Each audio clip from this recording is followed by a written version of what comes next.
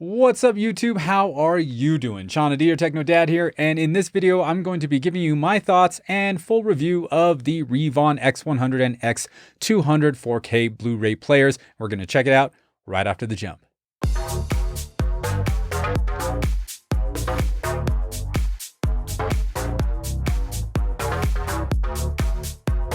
And I'm back. First things first, before we begin, I want to give a big shout out and thank you to all my patrons on Patreon. You guys are awesome.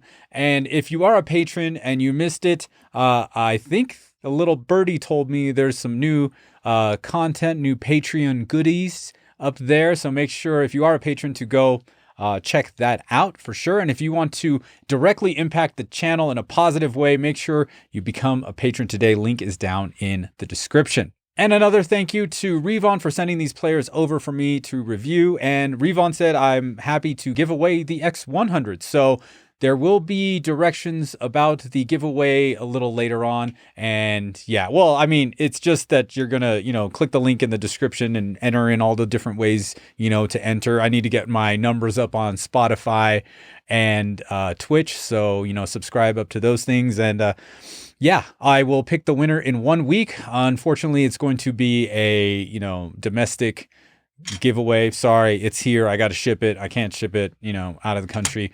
But yeah, I will be giving away the X100 in a week. So make sure you click the link in the description for the giveaway and sign up if you're interested. Enough gilding the lily. Let's get on with it. So the X100 retails for $7.99 and the X200 retails for $16.99. So the main differences between the X100 and the X200 is SACD playback on the X200 along with XLR outputs on the X200. Now, if you haven't seen my other videos, the unboxing of the X100 and X200 and the file playback video, make sure to check out the links in the description and with the card up top. You should find out some more information about these players. And as far as SACD playback on the X200 and DVD audio playback, those things are fine. They are working 100% and I have no complaints. And it was nice to, I have the Yamaha A8A, which has XLR inputs, stereo. So I connected up the X200 to the A8A and listened to my files that were on the network, going through the Reavon X200 and then using their internal DACs and then sending the signal analog with the XLR cables to the A8A. And it was a pleasant experience. Would I do that all the time? I don't know. I didn't really hear too much of a difference using the DAC inside the X200 and the DAC inside the A8A because I think the DAC in the A8A is actually pretty good. So yeah, not sure a whole lot of people will use that. There is the one feature that I'm not supposed to talk about. It's a feature that they talk about on the forums all the time. And I think this is the one feature that sets these players apart. If you want to know what that feature is, you can email me, technodad55@gmail.com to get some more information. But for those who know what that feature is and had questions in the other videos, you can change multiple times. There is no change limit. So you can continually change the players. So hopefully that's good and I don't have to edit that out, but that's probably the one feature that sets these apart from all the other 4K players on the market. Now, a lot of you have been saying this looks like an Oppo clone, and when we get into picture quality, it's pretty much identical. So they use the same SoCs, SoC standing for System on Chip, that the Oppo 203 uses, so I would imagine it looks the same. So I took some footage of the movie Free Guy on 4K disc, and first of all, let me say Free Guy looks great on 4K disc. I was watching it on my 83-inch C1 OLED, and it looks glorious. Absolutely glorious. And when I was going back and forth and putting this footage together, the Reavon player looks fantastic. Let's just put that out there. It looks fantastic. And as you're watching these clips, just look. I didn't put a center line, but you can kind of see the center line. And I did choose some scenes where it literally looks like it's from one player. Like these look identical.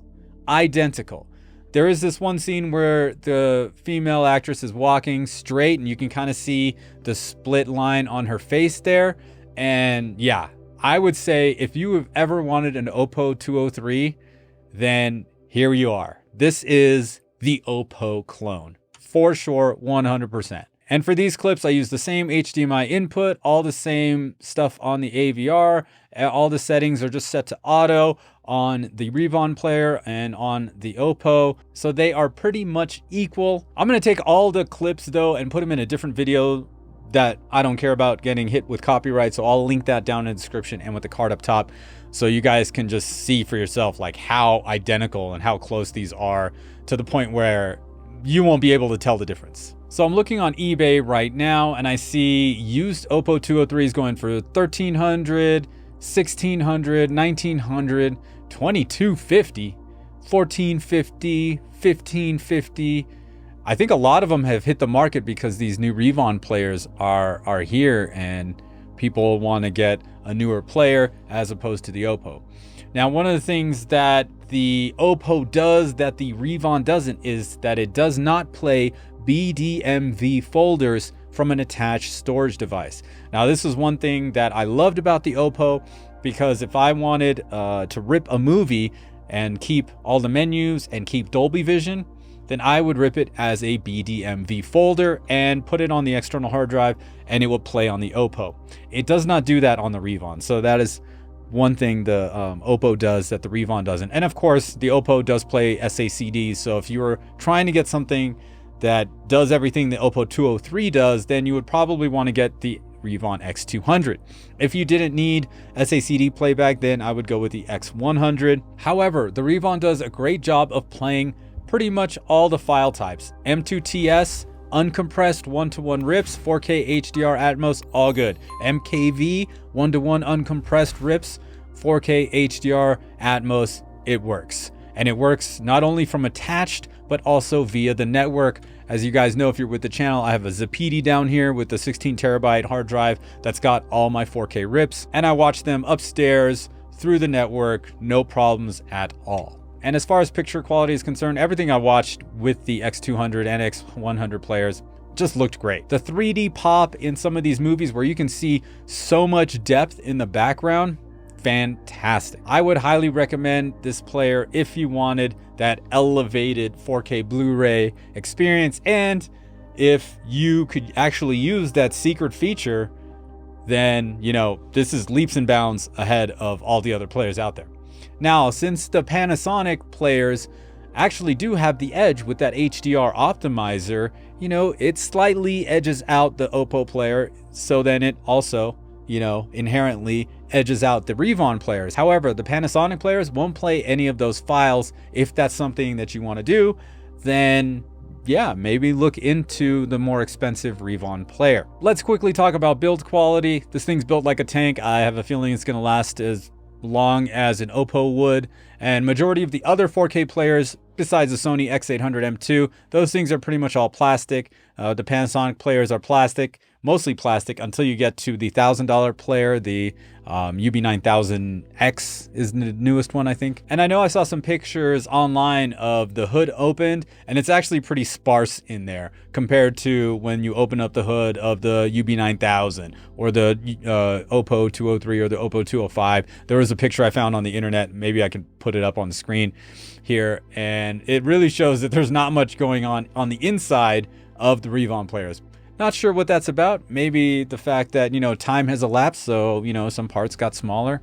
I don't know. But in relation to build, you know, the buttons on the front panel give a nice click, and the tray opens and closes. It's not all super clunky. It doesn't make a whole bunch of noise. It's very smooth, and I don't even know why people care about that, but there you have it. That's what I noticed. Also, I don't hear the disc spinning, which is one of the things that I had with the Sony X700 and the LG, I forget the 80 something. It was like so long ago, I can't remember the model number, but that one used to be like, woo!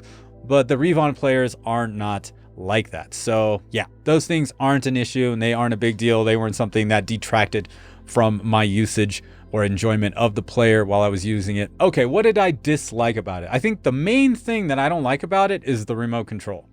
Like, this thing is kind of big, it's kind of clunky, and from where I sit sometimes, because, you know, we have the puppies, so we might have like a playpen or like a crate in the living room, like just getting it to like register some button presses, yeah, kind of a pain.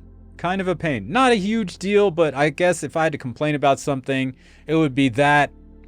Oh, yeah, and the price. You know, I think it's a little high, but that's just me. I mean, the UI looks pretty decent. I don't think there's anything wrong with the layout. I would say it looks basically kind of reminiscent to the Oppo 203 screen, but not really.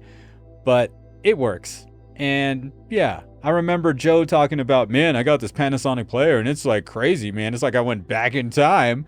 You have to press the button and wait for it to like register and open, and you know, it's not like the smoothest operating thing. And that's kind of how these 4K players are. You know, if you've been streaming a whole lot, yeah, it is kind of taking a trip back into the 90s or something like that. Anyway, overall, I'd say if you were always wanting to get an Oppo 203, and with the prices just continuing to climb on these discontinued products, the Reavon X100 and X200 are going to be your best bet Oppo clones. And at least the company is around, and they are, you know, constantly making improvements and updates to the players.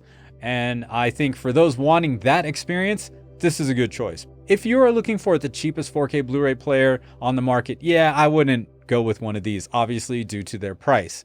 It is a little bit on the steep side. However, if you were to try and get like a Panasonic player with that one hidden feature in the Reavon, you're going to be paying the same amount as the Reavon. And you're going to get file playback support, but you're not going to get the HDR optimizer. So depending on your display type, if you're, you know, a projector, yeah, maybe, you know, Panasonic UB420 is probably what you want to do, because you don't need Dolby Vision. You probably just want something cheaper. If you know, splurged on the $6,000 projector, yeah, maybe save a few $100s and go there. If you have any type of OLED, I think the Reavon is going to be a good choice. And if you do need that special feature, it's probably the only choice. So yeah, I like the player. I'm going to hold on to the X200 for a little while and see if it's actually going to fully replace my Oppo. The remote control for my Oppo stopped working. Like the light would light up, but it doesn't like do anything else. Luckily, I have a Logitech, so that does control the Oppo, which then leads me to believe that something's wrong with the remote. I could just get a remote replacement and then get rid of the X200. I don't know. It's still up in the air, but I am still injured. It's very hard for me to carry stuff because I can't walk 100%. And so, you know, I hobbled my way over to the storage unit to grab the box for the X100 for the lucky winner of the giveaway. Don't forget, giveaway link is down in the description. I've also got links to the Reavon site down in the description as well if you want to check out the players, along with the other videos I've made about these 4K players. Well, there you have it. Again, thank you, Reavon, for sending the players over for me to review. They have been a joy to use, and the picture coming out of them is fantastic. And I love all the file playback options. That really works well for me in my situation. And that's it, everybody. Don't forget to like and subscribe. And of course, if you want to know what that secret feature is, shoot me an email. And yeah, we'll talk later. Peace.